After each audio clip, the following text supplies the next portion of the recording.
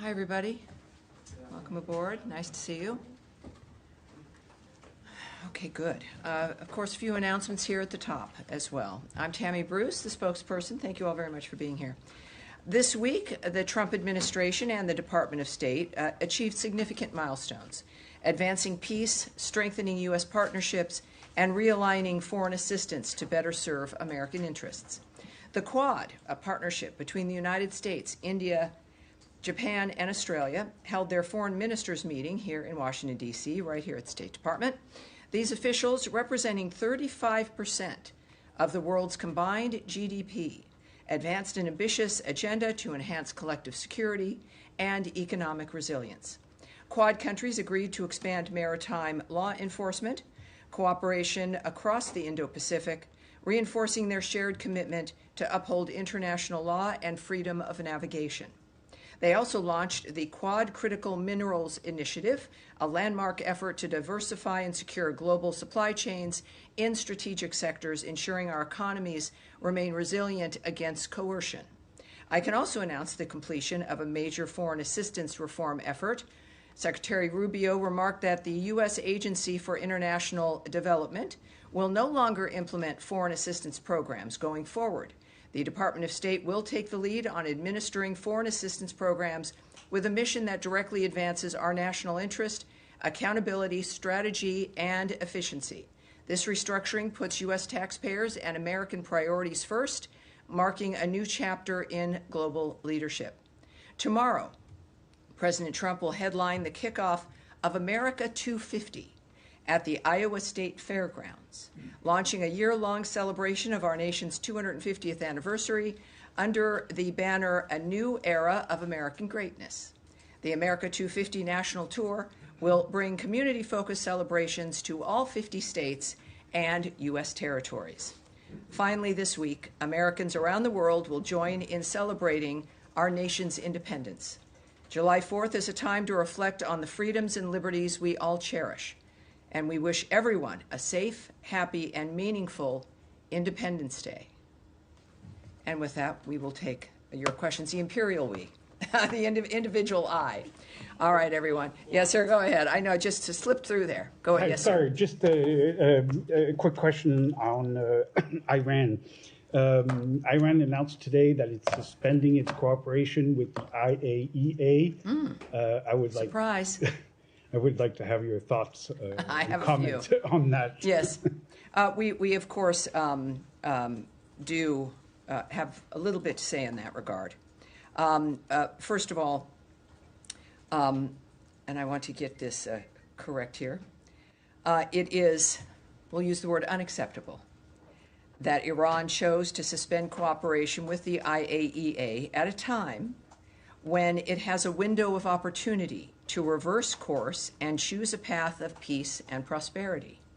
Iran must cooperate fully without further delay. Prior to the, as will the shutting down of your phone, that has to proceed without delay. Prior to the United States' successful military operation, Iran was amassing a growing stockpile of highly enriched uranium for which there was no credible peaceful purpose, and it was the only state producing highly enriched uranium up to 60% that does not have nuclear weapons.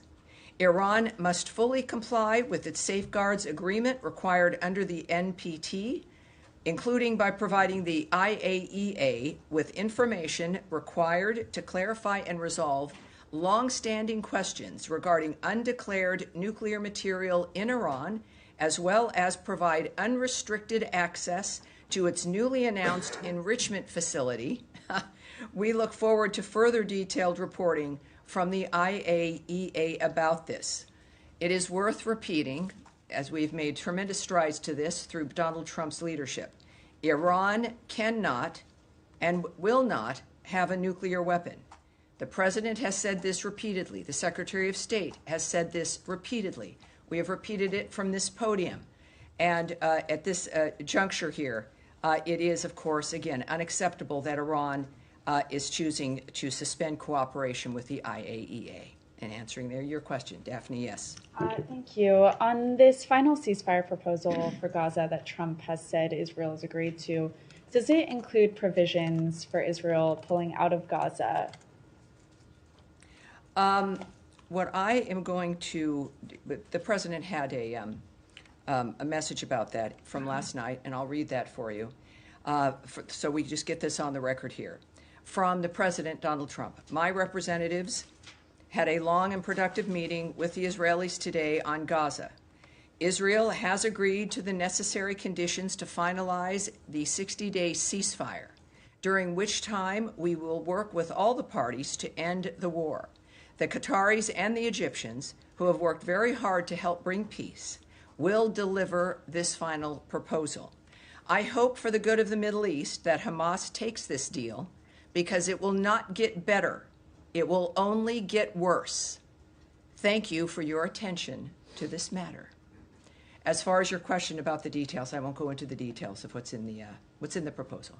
Hamas has said that Israel must pull out of the enclave. How does the administration plan to reconcile this? Is that addressed in the proposal? I will not give you the details of the proposal, and we'll find out, but I think the president's message is clear.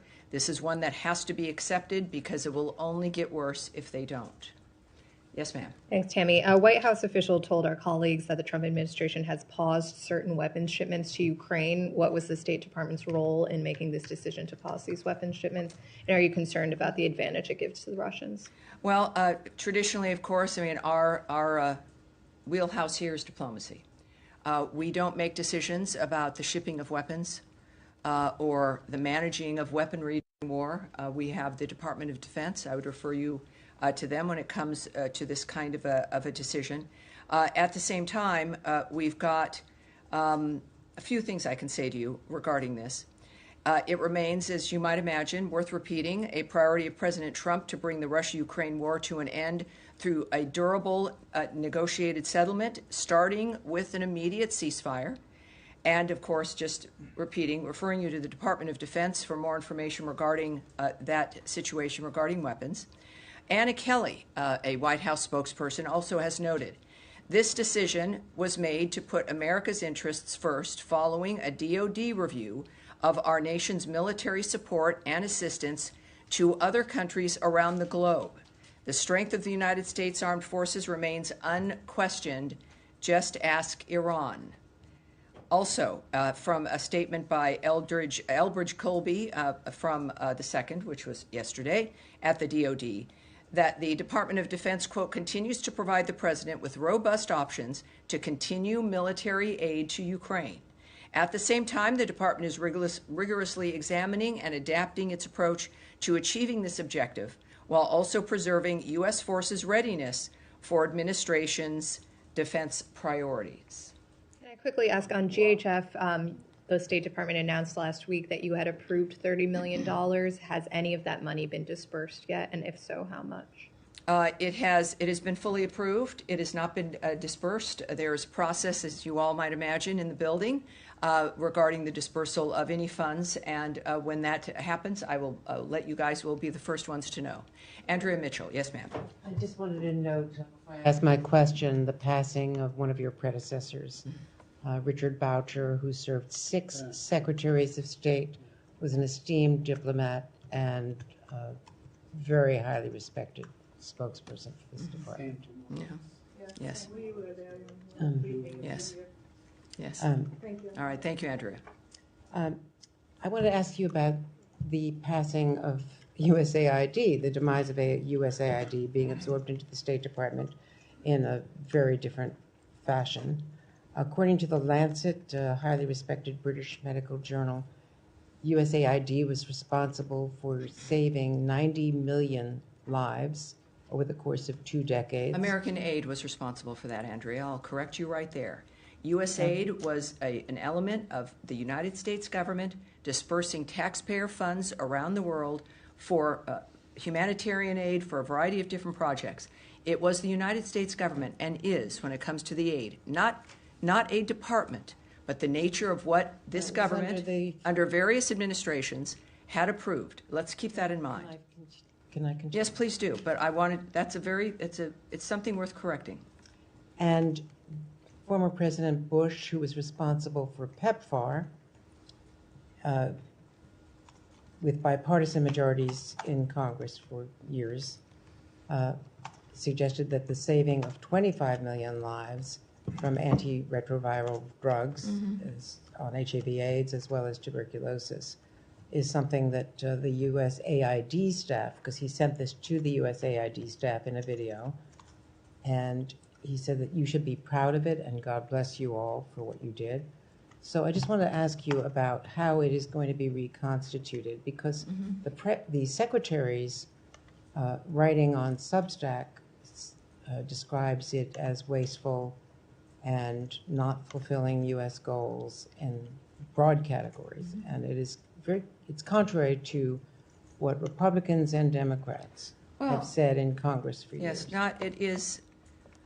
Inevitably, it grew into something that was beyond what it was meant to do. There's clearly some very good options and aid that was delivered, and that aid was maintained. But what we found was something that was unacceptable. We've been discussing this transparently from the beginning of the Trump administration and Secretary Rubio's State Department, that this, and I guess I'll have to repeat, that there is the past, things that happened in the past, certainly aid that went out that was beneficial, that has been maintained, and other aid that was not in line with America's priorities or what certainly the Trump administration and the Rubio State Department felt was appropriate. So they've taken action in that regard. It is also what I've said repeatedly, is even though the mechanism has changed because it grew unable to function in a manner where even auditing was something that was easy to do. There was a refusal to allow an auditing at the beginning of this administration. There was a sense that it was some independent organization, not something associated with the United States government. All of that is absurd. It led to, yes, a dramatic action to look at and to review and to audit the entity. We've done that. A great deal of aid has remained. A great deal has been suspended or cut entirely. It fit well within the nature of needing to reform the government as a whole via the president's executive order to do so and to save money. I'll repeat again, Samantha Powers, the last USAID director under the last administration at the end of 2024, complained in public statements that when she started, only 7% of aid money that was assigned to various projects and groups made it to its intended destination. And that's because of bureaucracy and layers of contractors. And she was proud that she got it up to 10%. All of us would agree that that's unacceptable. And that even if you do cut the amount of money that's going out, doesn't mean that the services get cut. It doesn't mean that the benefits get cut. It could, in fact, mean more services, more benefits with less bureaucracy, with services getting directly to the people who need it. I'll finish. You stated a number of things that I think are unfortunate, and the American people deserve to hear an answer. Because we've also described, you asked, how will this look now? With this reorganization, it fits within the framework of making sure that people assigned to those regions, and we have those, that's called bureaus here, people who are assigned to look at the nature of what's happening in a certain region of the world. They're the experts in that regard. That foreign assistance for that region will now sit with the bureau assigned to that region, as opposed to some massive bureaucracy not even housed in our building, dealing with countries and regions separately without dealing with the experts here who understand what those regions might need. It will be more efficient. It will be more effective. We are not ending foreign aid. We are making it more nimble. We are operating at the speed of relevancy to making sure that the millions and billions of dollars that we spend on aid get to where it is meant to go. There is nothing to be proud of when 90%, according to Samantha Powers, is not even making it to the people to whom it was promised. These are promises. Donald Trump makes promises, and he keeps them. Promises made, promises kept. We will be doing that also now with foreign aid. With the new structure of how this will be working, we are, of course, it is in our DNA. We exist in large part because of the nature of what America stands for, as a beacon of hope for the future for the world. We've died on that principle. We live on that principle, and we are giving foreign aid on that principle, but it will be functional, it will be auditable, we will know where it's going, and we will see results. All right. Yes, sir. Thank you, Tammy. I have two questions on Ukraine. I want to press you a little bit more. I know you referred to the Defense Department. Yes. But the Ukrainians appear to have learned about it from the media this morning. Is there any reason behind the failure when it comes to communicating this to the Ukrainian allies? I would argue that that is not correct. Obviously, perhaps some Ukrainians heard about it in the news. Our communication lines with Ukraine have always been robust. While it was not, well, I will not discuss who delivered the news, but that is a conversation clearly that is something that occurred because of the importance of this project to the United States. We have been Ukraine's biggest supporter emotionally, militarily, financially, and there's a reason for that. At the same time, as we've also said and the President has said, and the Secretary, that we, in fact, have got to make sure, because we have a global front of what it matters to America, and that's why we've been asking our European partners and allies and friends to also chime in because of the nature of the fronts that we are always dealing with around the world. And that is sometimes a decision. At the same time, the DoD statement made clear that they have robust options as we continue to work to assist Ukraine when it comes to the options that they might have. That's from the DoD, and I don't doubt that. So we should, I think, be cautious about judging the nature of what has just occurred, considering our commitment that remains for the country of Ukraine. But the President, from the get-go, made it clear that his American first foreign policy objective when it comes to Russia-Ukraine war is to end the killing. And these are defensive weapons that Ukraine needs that for that very reason, to end the killing of Ukrainians by the Russians. How do you square that circle? Well, it's not, one doesn't need to complete the circle or square it. Our commitment hasn't changed. The nature of how we're able to make that commitment is going to be based on what is best for America first. It is the President's point of view, his guiding hand about the nature of what needs to occur. And it is certainly two nations at war, and America has made a huge difference in that regard, and the President still has worked to have people at the table, that this can only be solved diplomatically. That, of course, is the State Department's wheelhouse, and that's what he wants. He has made several remarks returning to this now with the Israel-Iran situation at least managed. And this is not something that the President is not addressing. It is clearly on our plate all the time. Certainly, he has specifically referred to the nature of the continued slaughter. It is unacceptable. It is a horrible dynamic, the targeting of civilian areas. The world knows this. This has been something that's been discussed. The President has expressed his fury over this issue, and that has not changed. So, again, be cautious as things move along from day to day. Yes, sir. Thank you, Tammy. Just going back to Gaza, I know you said you didn't want to go into details, but can you perhaps... You can ask. I might not answer. Well, but I'm going to ask if you can perhaps speak more broadly then about what gives President Trump so much optimism that he can get the deal through within the next few days, especially given that the parties are still so far apart, with Hamas saying it wants Israeli forces out while Israel say it wants an end to Hamas. So there's just a lot of daylight still between those two. Well, parties. Is there? Well, can you But you see, we should not. You're presuming a great deal, which people do have to presume, because the details of something like this, of course, do remain with the negotiating partners, the leaders of nations. What you can tend to see in the media often is just simply not true, or wishful thinking. But whatever it is, what I think we all have noticed, and this is not giving away anything, is that the Middle East changed a couple weeks ago, very dramatically. It changed forever. And the work of the President of the United States, thank God for him, is going to make sure that this is not a lost opportunity. We can say this simply by having watched him most of his adult life in some capacity, but certainly with what he's given up and sacrificed to be the leader of this country. So the Middle East changed dramatically. This is an opportunity in the midst of this new world to make a different kind of decision.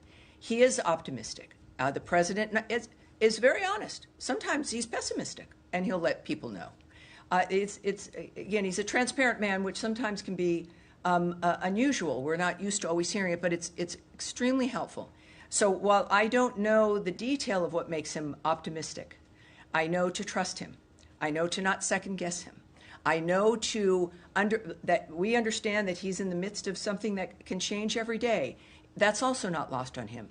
But the changes that he's been able to bring about has been brought about by the power of his personality and leadership, along with the support of an American government that is in line and embraces what he wants to accomplish. I think that is why he's optimistic. It seems to be a different tone. I hope it works. Of course, again, these are all fluid situations, but he knows things that we don't. And I look forward to finding out if it's this week, if it's next week. But I'm grateful that he's the one making the decisions. Nadia. Thank you, Tammy. Just to go back to the Middle East, is the 60-day ceasefire proposal, was it the same one that Mr. Witkoff proposed to both parties, which includes releasing 10 hostages? I can't speak to that, 15? one way or the other. I won't give you details regarding that. No details at all? No, I'm sorry, I can't. Okay. Just now you just condemned the attacks on civilians in Ukraine. Of course. Yesterday there was an attack on a beach cafe in Gaza where 24 civilians were killed, including our colleagues, a female journalist was killed as well. Does the United States condemn the killing of civilians and targets? Well, we have always, one of the reasons why we do what we do is because no one wants to have civilians killed either in a terrorist act, in war. One of the things that the President has repeated, as has Secretary Rubio, is that the carnage has to stop. We have decried the killing of civilians throughout every conflict that exists. At the same time, it's why war is hell. It's why we want something more than a ceasefire is important, but it can't be back and forth. There has to be a durable end to all of these conflicts. So we mourn like everyone. Of course, the killing of civilians, with whomever it is that's engaging in these conflicts. But that is why we're so committed to Gaza, to Israel's right to defend itself. We were as horrified by October 7th and the slaughter of those civilians. This is why it has to end. There is aggressive actions where if you're in war or if you're defending yourself and these are civilian areas, it's horrible enough. And it's another to deliberately target civilians for the sake of it.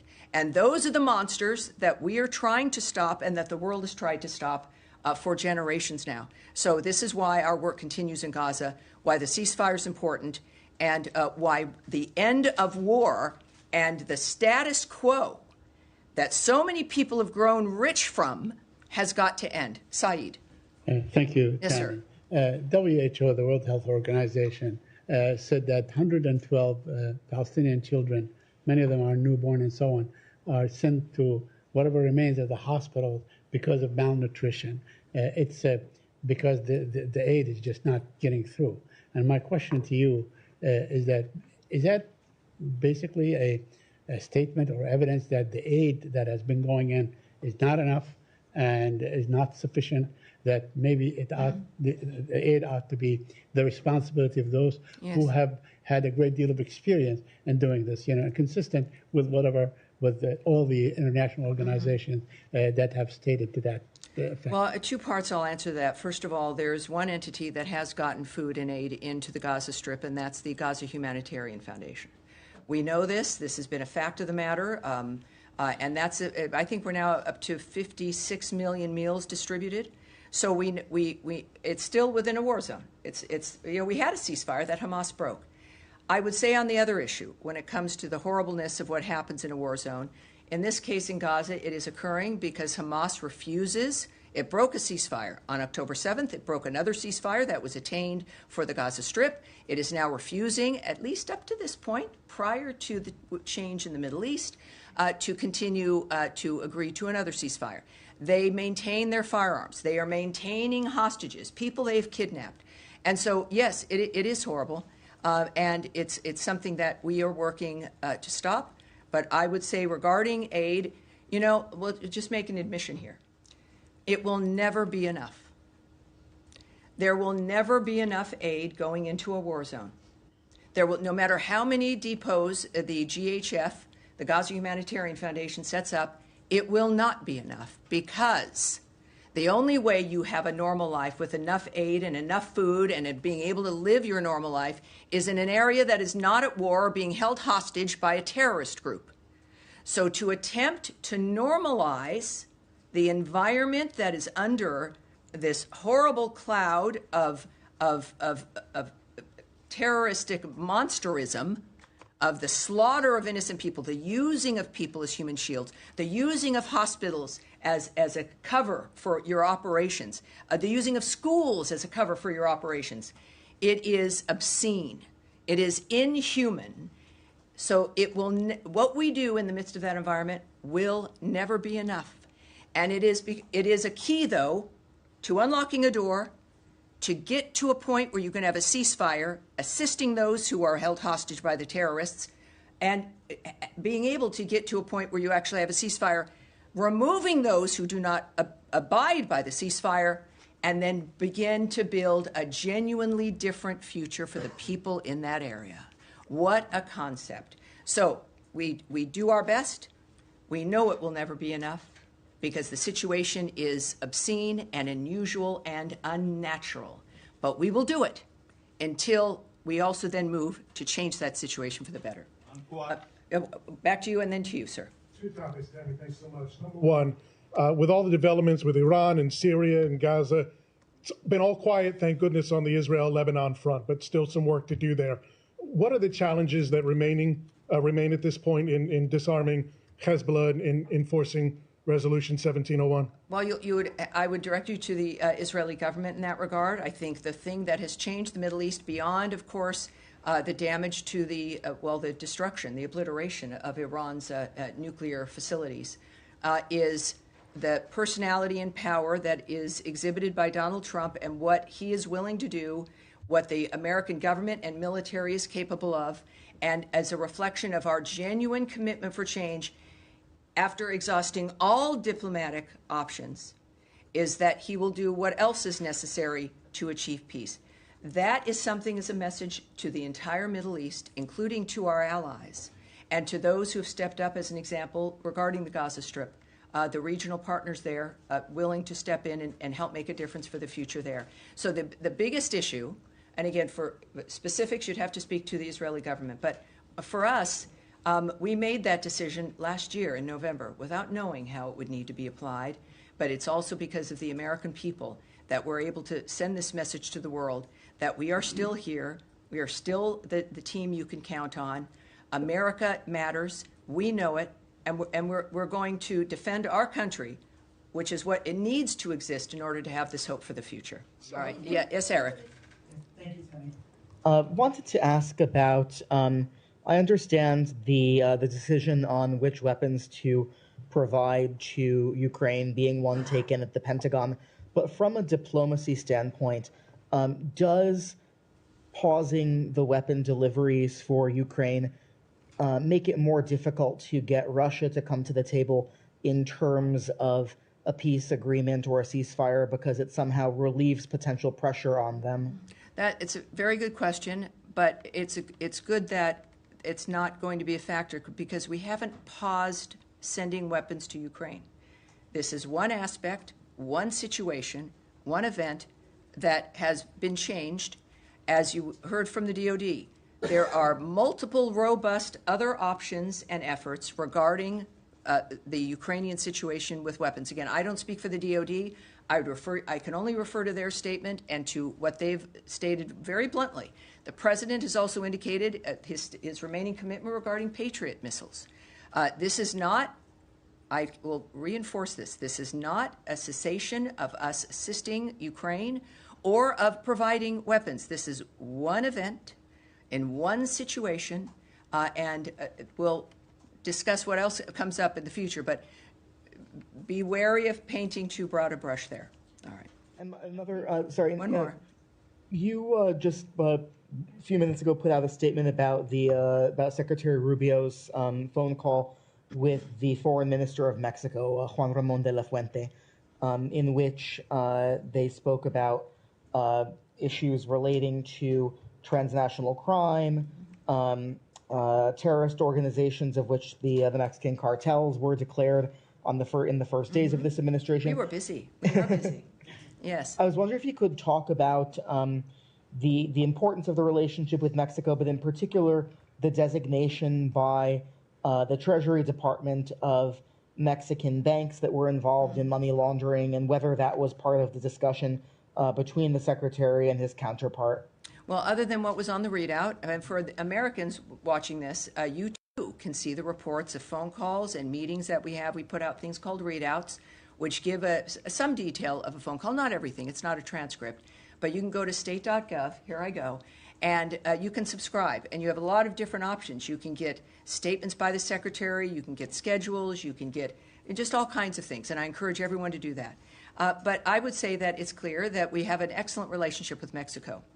We have, and they've been very helpful regarding the border. The conversations are good. Of course, we've made some designations which help this country, but also the world, in recognizing certain foreign terrorist organizations for being such, and certainly criminal cartels. So I won't give you any more details about the call than what was publicly distributed, for the most part. But I can tell everyone that our relationship is excellent. And this, of course, is part and parcel of the Secretary's theory regarding diplomacy, is that it's about people and it's about relationships, and we reinforce that all the time. I have a feeling I will never again hear from Matt Lee if I don't call out on him because you seem to, maybe it's you have a shoulder issue, that you can't raise your hand. Did you have, like, I had torn rotator cuff surgery once, and it was very difficult to raise my hand. Well, actually, I do have a bruise on my elbow. Well, that's because you're sitting with your elbows on the table, not raising your hand. What can I do for you, sir? Well, actually, I have a very easy question. Do you know, is Secretary going to be joining the President and Prime Minister Netanyahu at the White House on Monday, or does he have other plans?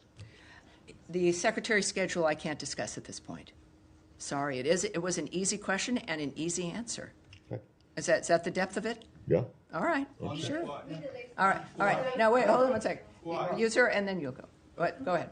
Question on Iran. As you mentioned, Iran's nuclear program has been shattered by the U.S. and Israeli attacks. Has been past tense, but yes, but go ahead. The Iranian foreign minister has asked for assurances from the U.S. that there will be no attack on Iranian soil if the talks are going to be resumed, if there's going to be a resumption of talks between Iran and the U.S. What's the U.S. stance on this? Well, again, I'm not going to get ahead of my skis here and preview for you what the Secretary or the President might decide, because it certainly is in the President's hands.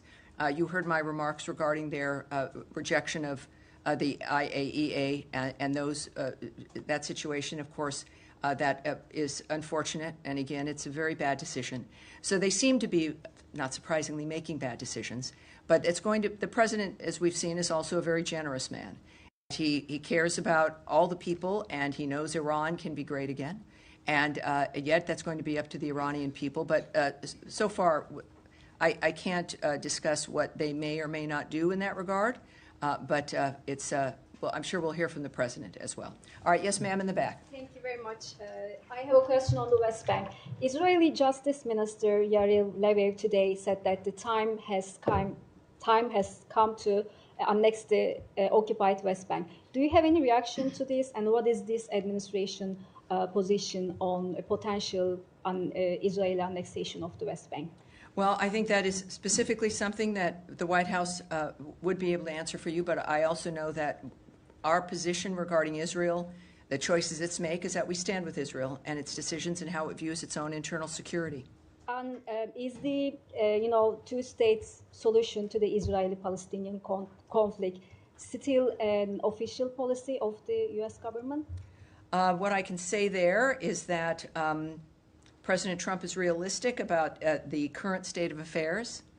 Clearly, Gaza is an uninhabitable place. It needs to be rebuilt with the help of Arab partners. I think he has said previously that the nature of what has happened and what we have to get to, we don't have a ceasefire yet. Hopefully that will change.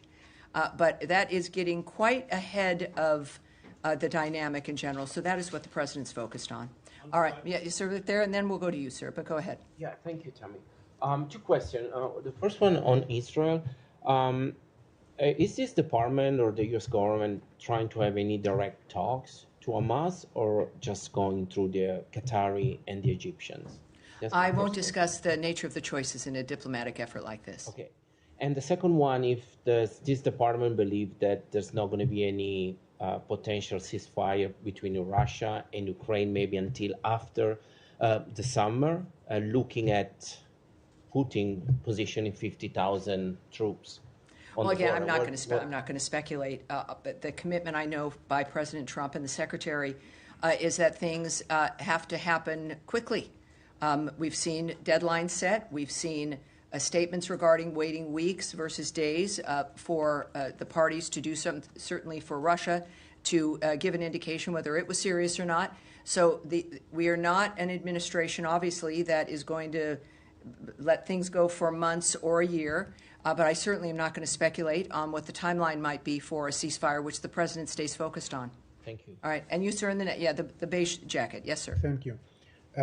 How does the State Department interpret Iraqi Prime Minister statement that disagreements between Baghdad and Washington could undermine the relationship between both sides?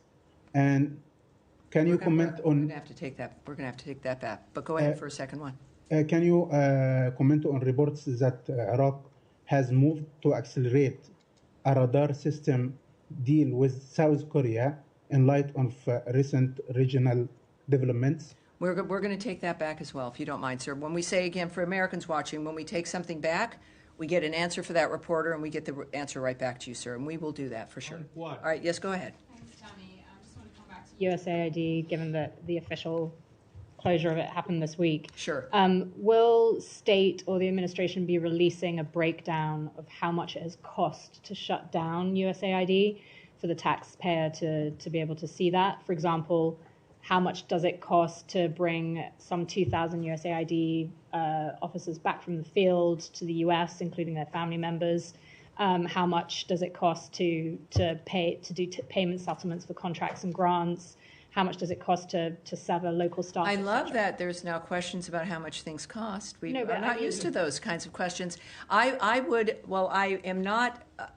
don't direct the nature of the choices that are made about what's conveyed, but I think that what obviously has underlied all of this and what we know when it comes to the saving of money is that we are saving Americans a lot of money. And I know it's going to be in the interest, as I will argue, to share with the American people, and we tend to share how much money we're saving them.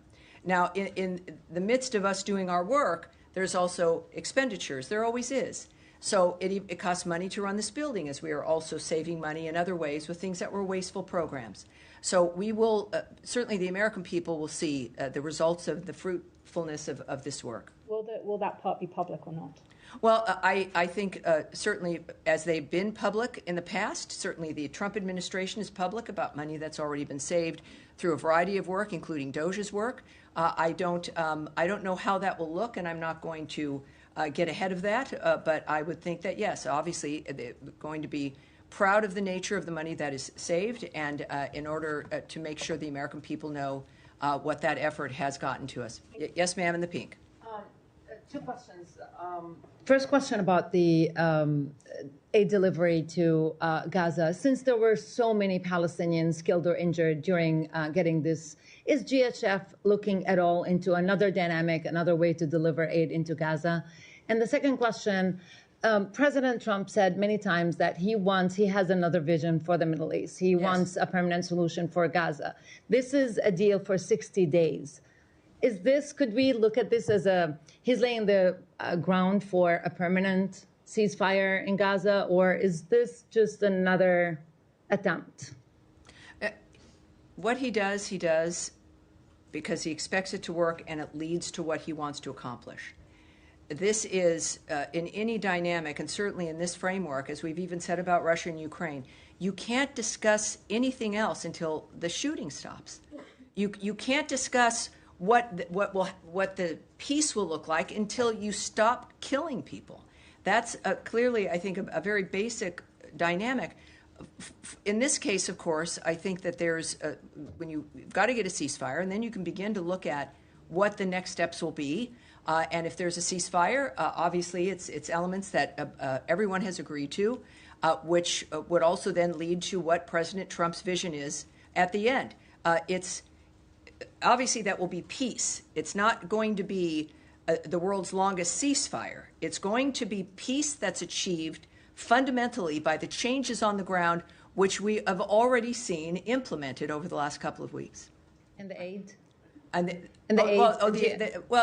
Again, we're dealing with, I'll just say this one more time.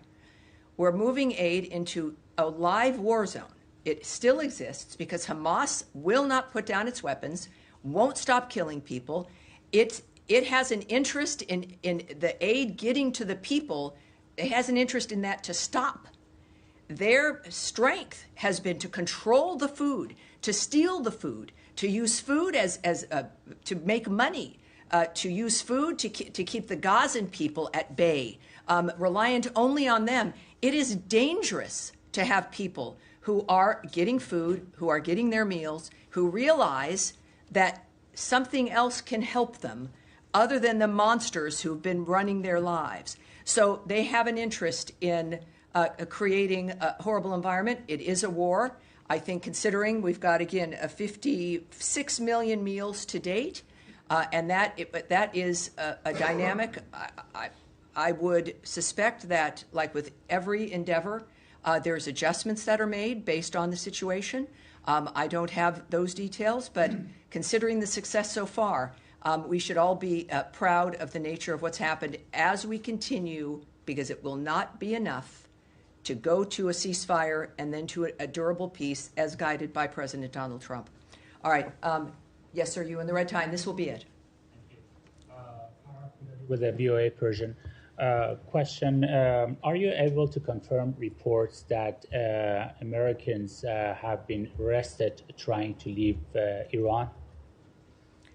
I do, and I'm glad you asked that, because we heard about that very early on. So while we can't remark on individual reports, of course, we have long warned U.S. citizens not to travel to Iran, and that is especially true now. Anyone with a U.S. connection in Iran, including dual U.S.-Iranian nationals, are at significant risk of arrest and unjust detention by the regime. If you are not currently in Iran, do not go. If you're in Iran, please see our most recent security alert and make plans to safely depart. We understand that the Iranian-American diaspora in the U.S. may especially feel the need to go. We are not immune from that desire. You go visit family members or loved ones. Do not go. Don't do it. You cannot help your loved ones from jail. So I think that's our position. I appreciate the question. And that's going to be it for today. All right, everyone. Have a wonderful Independence Day, 4th of July. And we will see you. I'll be here next week, Tuesday and Thursday, for more. And remember, state.gov, whether you're at home, here as reporters, sign up for all of our alerts, and also keep an eye on things, as Eric does, with the readout of the Mexican phone call there. Thank you, everyone. Thank you. Thank you, and I hope your shoulders, it gets better, Matt.